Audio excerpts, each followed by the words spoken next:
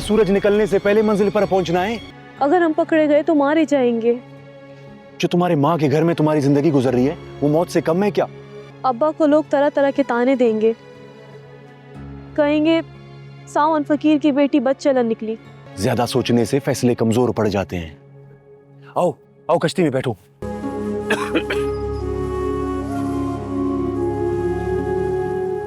नमाज का वक्त होने वाला है।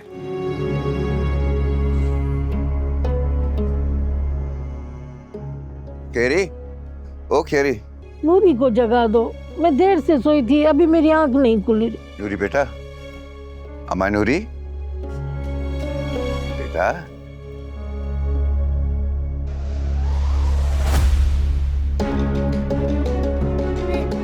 क्या मुसीबत है? क्या हो गया है तुझे आज? नूरी भी सर में नहीं है। हाँ? नूरी नहीं है? आखिर कहाँ जा सकती है नूरी? मैं तो कहती हूँ घर छोड़कर तुम्हारी लाडली भाग गई है। क्या पंचायत लगा रखी है सुबह सुबह तुम दोनों ने? किस बात पे बहस हो रही है? नूरी घर छोड़कर चली गई है। कुछ अंदाजा है वो किस वक्त निकली है घर से? कुछ भी हो जाए, मैं नूरी को जिंदा नहीं छोड़ूंगा। अद्दी नूरी और दरिया खान एक दूसरे से मोहब्बत करते हैं। लेकिन बेटा, किसी की बेटी को ऐसे बहला फिसला कर घर से भगाना अच्छी बात तो नहीं है।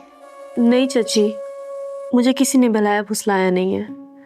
दरिया खान मेरा बचपन का साथी है। मजबूरी की हालत में हमें घर छोड़ना पड़ा। बचपन से ना मैंने अपनी सौतेली माँ का बहुत दुख सहा है, अब और नहीं झेल सकती थी। और वैसे भी क्या आपकी नज़र में मोहब्बत करना जुर्म है? मैं नाश्ता बनाती हूँ। और हाँ, गांव में किसी को पता नहीं चलना चाहिए कि हमारे घर में कोई आया है। हाँ माँ, किसी को भी पता नहीं चलेगा। भाई ये तो तय हो गया कि लड़की यहाँ तक अकेली आई है, तो फिर यहाँ से कश्ती में बैठकर रवाना होगी है। मैं उन दोनों को जिंदा नहीं छोड़ूंगा।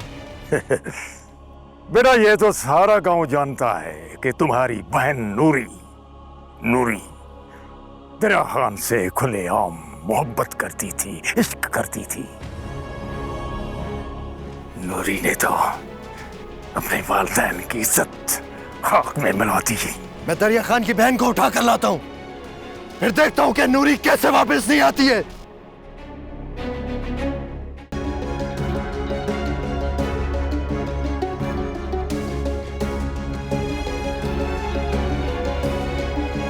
वैसे तो यहाँ पे तुम्हें कोई खतरा नहीं। अगर तुम पे कोई मुश्किल वक्त आ गया तो तुम्हारी खातिर हम अपनी जान दे देंगे। मलार, तुम इस वक्त जान देने की बात कर रहे हो, मुझे पता है तुम्हारी मोहब्बत है, लेकिन मैं हरगिज नहीं चाहता कि मेरी वजह से किसी का कोई नुकसान हो। मुझे जो काम करना है ना, वो आज ही होना चाहिए। कोई कुछ भी कहे, लेकिन मेरी बेटी बेकसूर है। बेटी की घटिया हरकतों पर शर्मिंदा होने की बजाय तुम उसकी तरफदारी कर रहे हो। लौंग मेरा बहादुर बेटा है, गैरत वाला बेटा है वो। नूरी और दरिया खान को खत्म करके अपनी नाक ऊंची करेगा, ये तुम देख लेना। तुमसे तो बात करना सही नहीं है। बात करना सही नहीं है।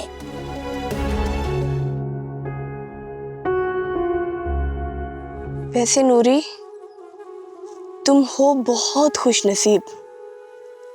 जिंदगी का खतरा ही सही, लेकिन तुमने जिसको चाहा उसे हासिल किया। लेकिन तुम्हारी आंखों में मैंने कुछ लाहासिल की कमी महसूस की है। अच्छा वो नूरी, अद्दा तुम दोनों के निकाह के लिए ना मौलवी साहब को लेने गए हैं। तुम ना जल्दी जल्दी से ना कपड़े बदल लो। हाँ ठीक है, फिर मैं आती हूँ। सारा गांव जानता है नूरी और दरिया के इस ताल्लुकात से हम सब खिलाफ थे।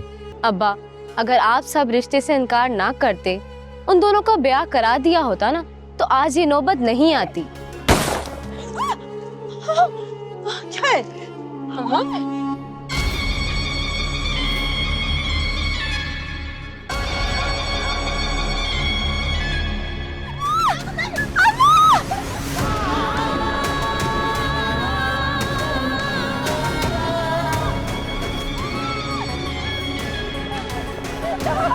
अरे अब्बा, तुझे मैं वास्ता देती हूँ।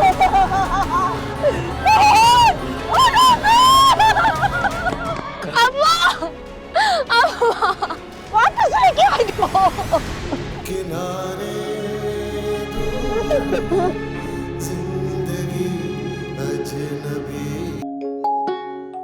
मुबारक हो बेटा, आपको इस रिश्ते में अल्लाह पाक बरकत और खुश नसीबी अता फरमाए। खैर मुबारक हो। खैर मुबारक हो आमीन। मुबारक हो दरिया खान भाई। मुबारक हो दरिया खान भाई। नूरी बहन, निकाह मुबारक हो।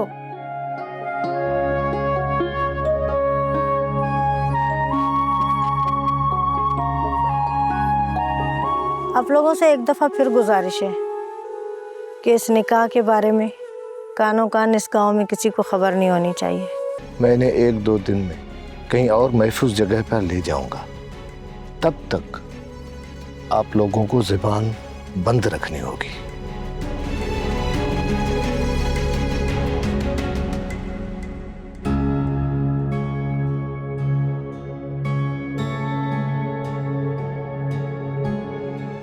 वास्ते दरवाजा खोलो। मासी, रहम करे मुझ पर, दरवाजा खोले ना। तुम्हारी जिद की वजह से खून की नदियां बहेंगी। सावण, तुम्हारा बस चलता ना तो अपनी बेटी को दरिया खान के साथ कश्ती में बिठा के आते। तुम कभी भी अपनी गलती नहीं मानोगी अपनी गलती। मैं उन दोनों को नहीं छोड़ूंगा साईं, जब तक उनके टुकड़े टुकड़े करके कुत्तों को नहीं डाल देता। सुभान खान, जरा इसे पूछो तो सही कि जब ये फैसला कर ही चुका है कि इसे क्या करना है, तो फिर ये मेरे पास क्यों आया है? साईं, मेरे अंदर लावा उबल रहा है। मैं जानता हूं बाबा लौंग, मैं जानता हूं कि एक भाई के लिए एक बहन का घर से यूं निकलना कितना तकलीफदा होता है। गुजारिश ये है कि नूरी को किसी भी सूरत में वापस लाना है। ये दरिया खान मामा यूसुफ का बेटा है ना? दरिया खान भी शरीफ है, मेहनती है, दिलेर है, लेकिन उसे इश्क ने बेहया कर दिया।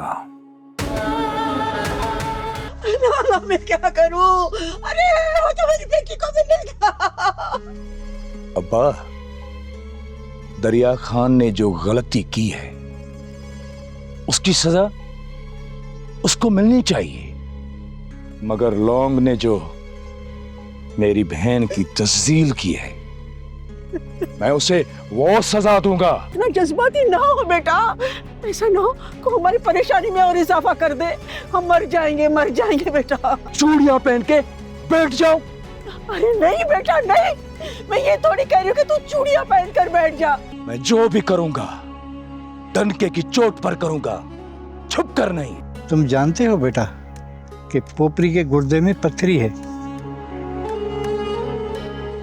और वो दवाई के बगैर मर जाएगी। अभी पोपरी का भाई मोहम्मद बच्चल जिंदा है, चला दूंगा मैं लौंग को। बच्चल बेटा, बच्चल, ये ना करी, ऐसा नहीं करना। इसको देख।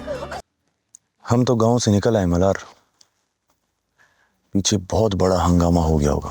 अदा लौंग तो बहुत गुस्से वाले हैं, वो किसी भी हद तक जा सकते हैं। तो क्या अद्दा बच्चल चुप बैठने वाला है? बड़ी खूनरेजी होगी। ज्यादा सोचने से इंसान के इरादे कमजोर पड़ जाते हैं। आप हमें एक महफूज जगह भेजने की बात कर रहे थे, इस बारे में जरा बताइए। हर रात के पीछे एक सुबह जरूर होती है। आप अल्लाह पे भरोसा रखें।